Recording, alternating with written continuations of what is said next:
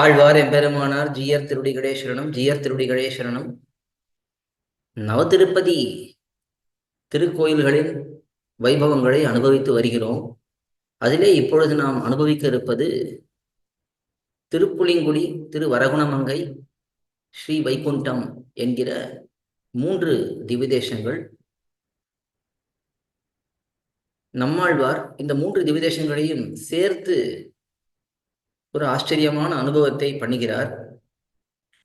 புளிங்குடி கிடந்து வரகுணமங்கை இருந்து வைகுந்தத்துள் நின்று என்று எம்பெருமான் எப்படி இந்த 3 திவ்யதேசங்களிலே சயன திருக்கோலத்திலேயும், வீற்றிருந்த திருக்கோலத்திலேயும், நின்ற திருக்கோலத்திலேயும் எழுந்தருளி இருக்கிறான் என்பதை நம்மாழ்வார் மிகவும் ஆச்சரியமாக அனுபவிக்கிறார்.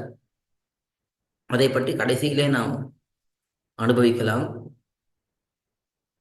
இதிலே முதல் திருப்பதி ஆழ்வார் பாசுர வரிசை கிரமத்திலே பார்த்தோம் என்றால் திருப்புலிங்குடி.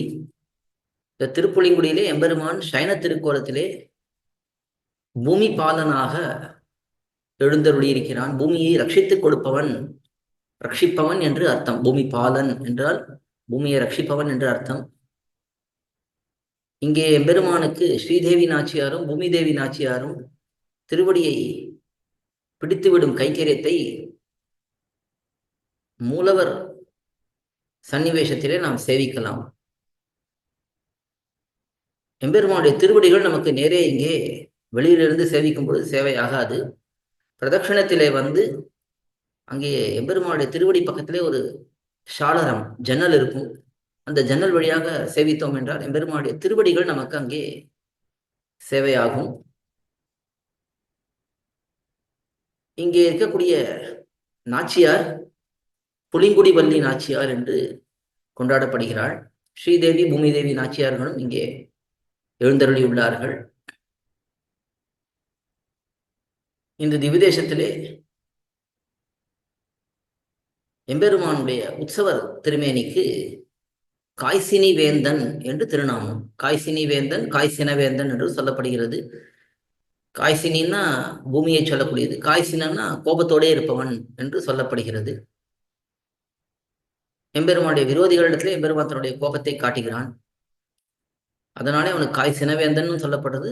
காய்சினி வேந்தன் என்பது பாசுரத்திலே இருக்கக்கூடியது.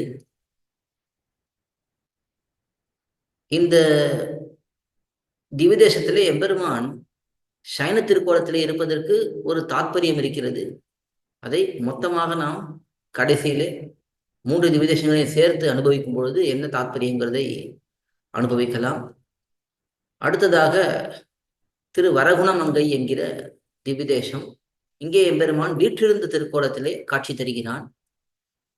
அமர்ந்த திருக்கோலம், விஜயாசனர் என்று எம்பெருமானுக்கு இங்கே திருநாமம் மூலவருக்கு.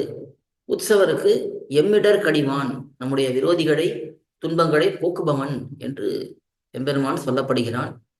இங்கேயும் ஸ்ரீதேவி பூமி தேவி நாச்சியார்கள் மற்றும் வரகுணவல்லி தாயார், இந்த க்ஷேத்திர தாயார்.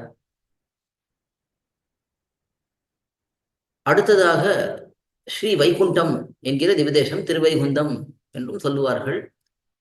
இந்த ஸ்ரீ வைகுண்டம் என்கிற திவ்யதேசத்திலே எம்பெருமான் வைகுண்டநாதனாக எழுந்தருளி இருக்கிறான். இந்த எம்பெருமானுக்கு கள்ளர் பிரான் என்றும் சோரநாட்டியன் என்றும் திருநாமம் உண்டு. நின்ற திருக்கோலத்திலே எம்பெருமான் இங்கே எழுந்தருளி இருக்கிறான். வைகுந்தவல்லி நாச்சியார், தனிக்கோயில் நாச்சியார், ஸ்ரீதேவி பூமி தேவி எழுந்தருளி இருக்கிறார்கள். இந்த 3 எம்பெருமான்களும் ஸ்ரீவைகுண்டத்திலே பிரம்மோற்சவம் நடக்கும் பொழுது ஸ்ரீவைகுண்டத்து பெருமாள், திருப்புலிங்குடியில் இருக்கக்கூடிய பெருமாள், திருவரகுணமங்கையில் இருக்கக்கூடிய பெருமாள், அது மட்டும் இல்லாமல் ஆழ்வார் திருநெறியில் இருக்கக்கூடிய பெருமாள், ஆதிநாத பெருமாள், பொலிந்தின்ற பிரான் உற்சவர், இவர்கள் எல்லாரும் ஒன்றாக சேர்ந்து ஸ்ரீவைகுண்டத்திலே கருட சேவை கண்டருளுகிறார்கள். அந்த சமயத்திலே நம்மாழ்வார் இங்கே எழுந்தருளி அங்கே நம்மாழ்வார் ஹம்சவாகனத்தை கண்டருளுகிறார். அது ஒரு விசேஷமான நிகழ்வு. இந்த திவ்யதேசத்திலே எல்லா ஆழ்வார்களுக்கும் சந்நிதி இருக்கு. இந்த நவத்திருப்பதியிலே நம்மாழ்வாருக்கு ஆழ்வார் திருநெறியில மட்டும்தான் திருமேனி, மற்ற இடங்கள்லாம் தனியாக நம்மாழ்வாருக்கு திருமேனி கிடையாது. பிராச்சீனத்திலே ஸ்ரீஷடகோபத்திலே தான் நம்மாழ்வார் எழுந்தருளி இருப்பதாக பெரியோர்கள் காட்டுவார்கள். இப்படி இந்த 3 திவ்யதேசத்திலேயும் எம்பெருமான் கோயில் கொண்டு அருளியிருக்கிறான். இங்கே நம்மாழ்வார் விசேஷமாக இந்த திவ்யதேசத்தை மங்களாசாசனம் பண்ணியுள்ளார். புலிங்குடி கிடந்து வரகுணமங்கை இருந்து வைகுந்தத்துள் நின்று என்று இந்த அனுபவம். இந்த 3 திவ்யதேசங்களில சேர்த்து எம்பெருமான் நம்மாழ்வாருக்கு ஒரு ஆச்சரியமான குணத்தை காட்டுகிறான். போக்கிய பாக்க துறை என்று ஒரு குணம். அதாவது தளிகை பண்றோம், தளிகை ஆக ஆகவே நமக்கு பசி எடுக்கிறது, இந்த உணவை எடுத்துக்கொள்ள வேண்டும் என்று ஆசை ஏற்படுகிறது. அந்த நிலையிலே தான் இங்கே எம்பெருமான் ஆழ்வார் விஷயத்திலே இருக்கிறான் என்று காட்டப்படுகிறது. எம்பெருமானுக்கு ஆழ்வாரை அனுபவிக்க வேண்டும் என்று ஆசை. ஆனா ஆழ்வாருக்கு இப்பொழுது பக்தி வளர்ந்து கொண்டே இருக்கு, இன்னும் பரிபக்குவமாக ஆகிக்கொண்டே இருக்கிறது. இந்த நிலையிலே எம்பெருமான் என்ன பண்றான்னா, முதல்ல திருப்புலிங்குடியிலே சைன திருக்கோலத்திலே ஆழ்வார் வருவார்னு காத்துட்டு இருக்கான். ஆழ்வாரை இன்னும் காணவில்லை. ஆழ்வாரை இன்னும் அந்த முழு பக்குவத்திலே எம்பெருமான் பெறவில்லை. அதனால் என்ன பண்றான், எம்பெருமானுக்கு கொஞ்சம் அவசரம் ஏற்படுறது. சரி, எழுந்து உட்கார்ந்துக்கலாம், ஆழ்வார் வருகிறாரா பார்க்கலாம் என்று எழுந்து உட்கார்ந்து கொள்கிறான். அது திருவரங்குணமங்கையிலே இருக்கக்கூடிய நிலை. சரி, கொஞ்ச நேரம் உட்கார்ந்து பார்க்கறான். அதுக்கப்புறமும் கூட இன்னும் ஆழ்வாருக்கு அந்த பரம பக்தி என்கிற நிலை ஏற்படவில்லை. அதனால எம்பெருமான் என்ன பண்றானா, ஸ்ரீவைகுண்டத்திலே வந்து நின்று கொள்கிறான். சரி, நின்றுதாவது பார்க்கலாம். இது எப்படி, தளிகை பண்ற இடத்துல நாம் வெளியில படுத்துட்டு இருப்போம் கொஞ்ச நேரம், தளிகை ஆகும்னு. அதுக்கப்புறம் பசி வயிற்ற கிள்ள ஆரம்பிச்சா கொஞ்ச நேரம் வந்து பக்கத்துல உட்காந்துப்போம். அதுக்கப்புறம் தளிகை பண்ற உள்ளுக்கு பக்கத்திலேயே வந்து எட்டி பார்த்து தளிகை ஆயிடுத்தான்னு கேட்போமே. அதே போல இங்கே எம்பெருமான் சயன திருக்கோலம், வீட்டிலிருந்த திருக்கோலம், அதற்கு பிறகு நின்ற திருக்கோலம் என்று இந்த 3 அனுபவங்களை சேர்த்து இங்கே ஆழ்வாருக்கு கொடுக்கிறான். இது இந்த 3 திவ்யதேசங்கள்: திருப்புலிங்குடி, திருவரகுணமங்கை, ஸ்ரீ வைகுண்டம் என்று 3 திவ்யதேசங்கள், அதனுடைய அனுபவம். ஆழ்வார் எம்பெருமானார் ஜீயர் திருவடிகளே சரணம். ஜீயர் திருவடிகளே சரணம்.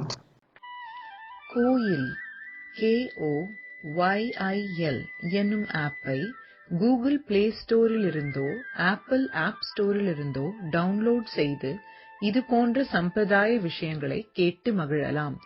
எங்கள் வலைத்தளம் koil.org, KOYIL.org.